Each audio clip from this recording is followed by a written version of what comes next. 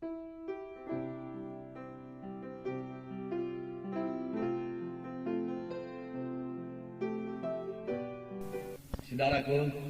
mari kita dengarkan firman Tuhan mengenai perkataan-perkataan iman yang menurunkan kuasa Tuhan. Sebab firman Tuhan berkata, tanpa iman mustahil. Setiap anak-anak Tuhan harus punya iman kalau dia mau menerima jawaban atas doanya. Dan pujilah Tuhan, semua kita boleh memiliki iman. Kalau Tuhan menuntut supaya kita punya iman, kalau Tuhan minta supaya kita harus punya iman supaya doa kita, supaya kita bisa mengalami mujizat Tuhan, kita harus punya iman. Dan tidak semua anak Tuhan boleh punya iman, maka Tuhan itu tidak adil. Tetapi yang benar ialah Tuhan memang meminta semua anak-anaknya memiliki iman untuk menerima jawaban doanya, untuk menerima kuasa Tuhan. Dan Tuhan telah memberikan iman bagi semua anak-anaknya. Saudara sudah memiliki iman, saya sudah memiliki iman. Walau iman saudara barangkali hanya sebesar biji sesawi saja, firman Tuhan berkata itu sudah cukup untuk memindahkan satu gunung. Pada hari ini mari kita lihat bagaimana kita mempraktekkan iman tersebut, supaya kuasa Tuhan turun dalam hidup kita, supaya kita menerima jawaban atas doa kita, supaya kita menerima kuasa Tuhan dan ajaib Tuhan yang belum berubah itu dalam hidup dan pelayanan kita. Markus pasal 7 ayat 24 sampai 30. Mari kita baca bersama-sama. Lalu Yesus berangkat dari situ dan pergi ke daerah Tirus. Ia masuk ke sebuah rumah dan tidak mau bahwa ada orang yang mengetahuinya, tetapi kedatangannya tidak dapat dirahasiakan. Malah seorang ibu yang anaknya perempuan kerasukan roh jahat segera mendengar tentang dia, lalu datang dan tersungkur di depan kakinya. Perempuan itu seorang Yunani bangsa Sirofenisia. Ia memohon kepada Yesus untuk mengusir setan itu dari anaknya. Lalu Yesus berkata kepadanya, biarlah anak-anak kenyang dahulu, sebab tidak patut mengambil roti yang disediakan bagi anak-anak dan melemparkannya kepada anjing. Tetapi perempuan itu menjawab, benar Tuhan, tetapi anjing itu di bawah meja juga dapat remah-remah yang dijatuhkan anak-anak. Maka kata Yesus kepada perempuan itu, karena kata-katamu itu, pergilah sekarang, sebab setan itu sudah keluar dari anakmu.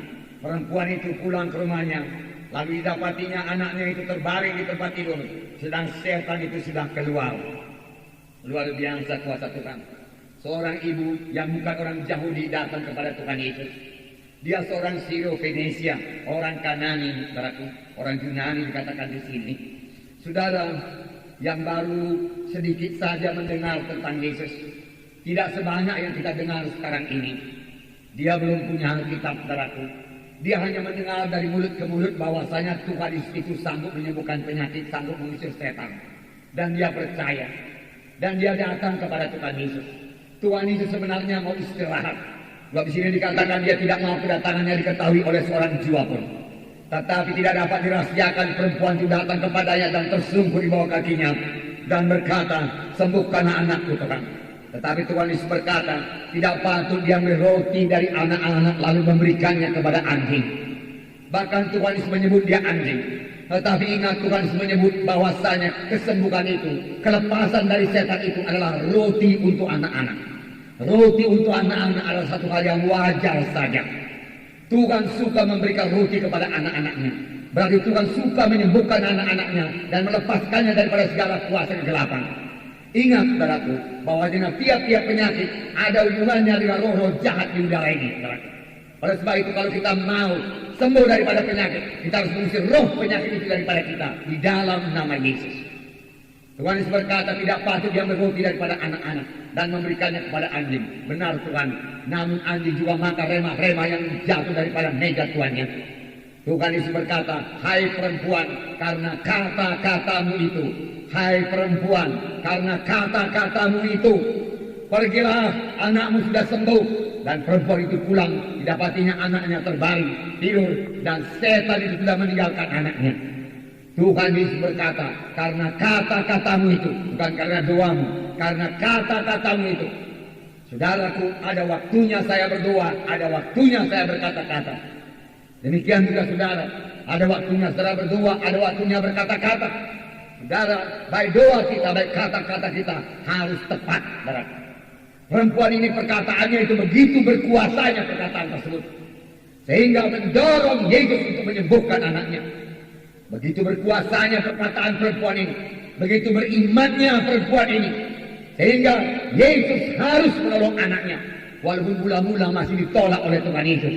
Itu hanya kepada anjing, belakangan anjing itu dia katakan. Namun remah-remah saja cukup Tuhan untuk anakku itu. Tuhan berkata, karena kata-katamu itu, pergilah, anakmu sudah sembuh, setan itu sudah keluar.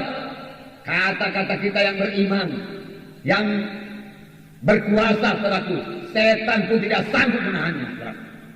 Saudara yang kekasih dalam nama Yesus, perkataan perempuan ini menyebabkan kuasa Tuhan turun.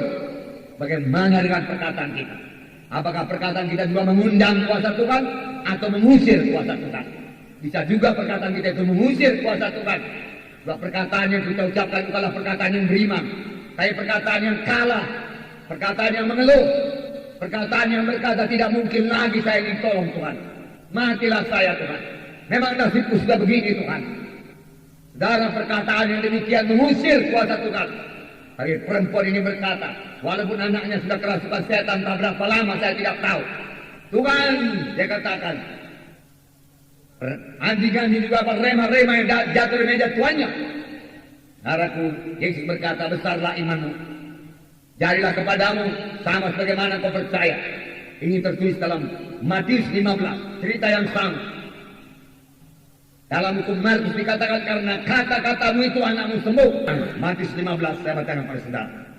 Matius 15 ayat 27 dan 28. Kata perempuan itu, benar Tuhan, namun anjing itu maka remah-remah yang jatuh dari meja tuannya. Maka Yesus menjawab dan berkata kepadanya, hai ibu, besar imanmu, maka jadilah kepadamu seperti yang kau kehendaki. Dan seketika itu juga anaknya sembuh. Di sini Tuhan Yesus berkata, hai perempuan, besarlah imanmu. Besarlah imanmu, jadilah kepadamu sama sebagaimana yang kau percaya.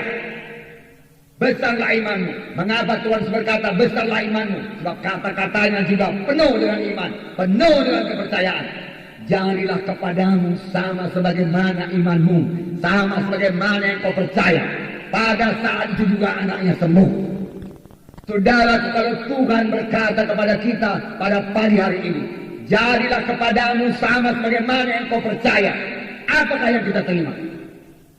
Tuhan berkata, jadilah padamu sama sebagaimana yang kau percaya. Dalam hatimu, jadilah padamu. Apa yang akan saudara terima? Apakah saudara akan menerima kesembuhan saudara? Apakah saudara akan menerima berkat yang berkelimpahan? Apakah saudara akan menerima hidup yang berkemenangan? Karena iman saudara sudah berkemenangan, saudaraku. Apakah saudara akan menerima kuasa, urapan? Karena selama ini dalam hati saudara, saya pasti diurapi Tuhan, saya pasti diberkati Tuhan. Apakah yang akan kita terima? Kalau Tuhan Yesus berkata pada saat ini, jadilah kepadamu sama sebagaimana yang kau percayai. Apa yang kita percaya sekarang dalam hati kita? Saudaraku, sahabat, bagaimana imanmu jadi padamu, Tuhan berkata. Adakah kesembuhan?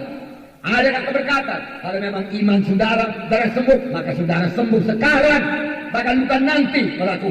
Bukan pulang ke rumah. Sekarang ini, iman selalu sekarang. Pertolongan Tuhan selalu sekarang. Bahkan firman Tuhan lebih lagi daripada sekarang. Sebelumnya pun sudah diberikan Tuhan. Karena firman Tuhan berkata, oleh bilur-bilur Yesus, kamu sudah sembuh.